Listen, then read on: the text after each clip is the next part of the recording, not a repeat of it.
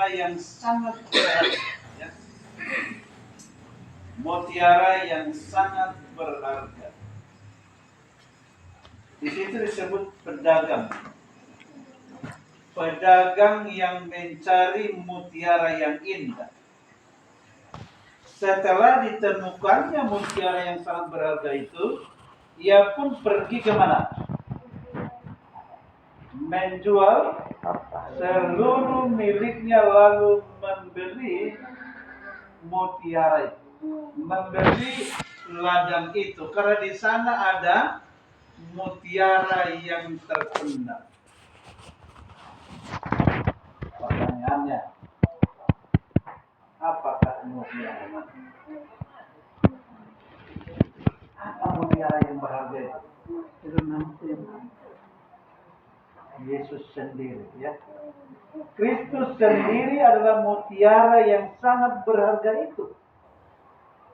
Di dalam Dia terhimpun segala kemuliaan Bapa, kepenuhan keilahian. Ia adalah cahaya kemuliaan Bapa serta peta yang menyatakan pribadinya. Jadi harta yang paling berharga itu, yang dilambangkan oleh mutiara itu, adalah Yesus sendiri. Di dalam Yesus ada kepenuhan keilahian. Yesus adalah rupa Allah yang kelihatan. Sebab rupa Allah, rupa Bapa itu tidak pernah dilihat oleh manusia. Tapi yang pernah dilihat oleh manusia adalah Yesus Kristus. Nah, bagaimana kita bisa menemukan mutiara itu? Maka harus dicangkuli ladang itu, digali ladang itu. Jadi ladang itu adalah firman Tuhan. Firman Tuhan. Untuk menemukan Yesus harus digali dari firman Tuhan. Setiap halaman dari kitab suci menyinarkan terangnya. Bagaimana kita boleh mendapatkan mutiara yang putih murni? Mutiara yang tidak bercacat, tidak bernoda. Ini yang dicari orang, ya. Mutiara putih katanya. Saya belum pernah lihat mutiara. Berapa macam mutiara? Jadi mungkin inilah mutiara yang paling berharga itu. Mutiara putih murni. Jadi pantas banyak orang kasih anaknya si mutiara, ya. Itu harta yang paling apa? Harta yang paling berharga. Jadi saya ingatnya banyak orang membuat anaknya memang. Ada yang buat anaknya namanya si Intan, ada yang anaknya si Mutiara, si Permata. Itu di Jawa itu. Ada namanya berlian. Karena kerinduan orang tuanya supaya anaknya itu menjadi barang yang paling berharga. Di dalam Kristus tersembunyi segala harta hikmat dan pengetahuan. Ia menjadi hikmat bagi kita. Ia membenarkan dan menguduskan dan menebus kita.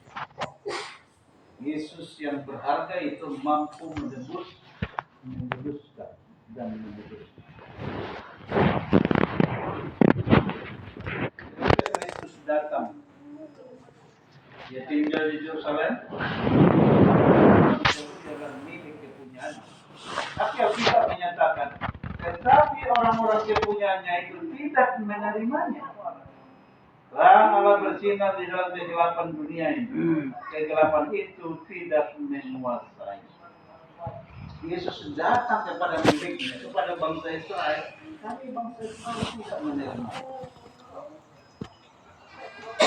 Sayang sekali bahwa mutiara yang berharga itu tidak dikenali oleh orang-orang. Sedangkan penggali mutiara itu disebut orang dagang. menggambarkan golongan orang yang sungguh-sungguh mencari kebenaran. Menggali ladang itu adalah orang yang sungguh-sungguh mencari kebenaran, tidak setengah-setengah. Di kalangan orang Yahudi ada orang yang mencari apa yang tidak mereka miliki. Mereka merasa tidak puas dengan agama lahiriah. Mereka ingin sesuatu yang rohania, yang meninggikan. Jadi bangsa Israel itu terbagi-bagi. Ada yang mau mempertahankan agama lahiriah. Agama lahiriah hanya dilihat dari luarnya saja. Ya. Hanya badaninya saja yang beragam. Yang penting sunat. Nah, itu sudah. Itu badaniah, bukan rohaniah. Yang penting sudah sunat, aman lah. Tapi ada juga sebagian mereka yang ingin rohaniah, yang ingin meninggikan mereka. Inilah penggali kebenaran. Kita berharap bukan hanya di kalangan orang Yahudi ada penggali kebenaran, tapi juga di kalangan kita sendiri. Di sini ada dua gambaran diberikan. Satu, Cornelius. Cornelius ini siapa? Dia adalah tentara. Dia orang Itali.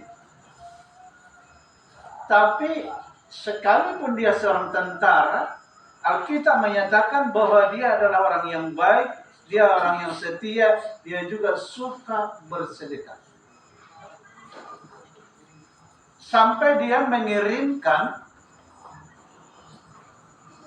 utusannya untuk bertemu dengan siapa? Petrus. Pendek cerita, Petrus ikut dengan suruhannya. Sampai di rumah Cornelius diadakan KKR. KKR 2-3 hari. Dan seluruh keluarga Cornelius bertobat dan dibaptis dan mereka menerima Roh Kudus. Dan juga kita masih ingat sida-sida dari mana? Ethiopia. Sebenarnya sudah lama dia belajar firman Tuhan, tapi tidak ada yang mengajari dia. Tapi dia menggali, ya. Sama dengan Cornelius. Mereka adalah penggali kebenaran. Akhirnya begitu bertemu dengan seorang yang menerangkannya, mereka langsung terima kebenaran. Tidak heran kalau sida-sida itu mau dibaptiskan di tengah jalan. Saya kira nggak ada yang seperti itu. Begitu bertemu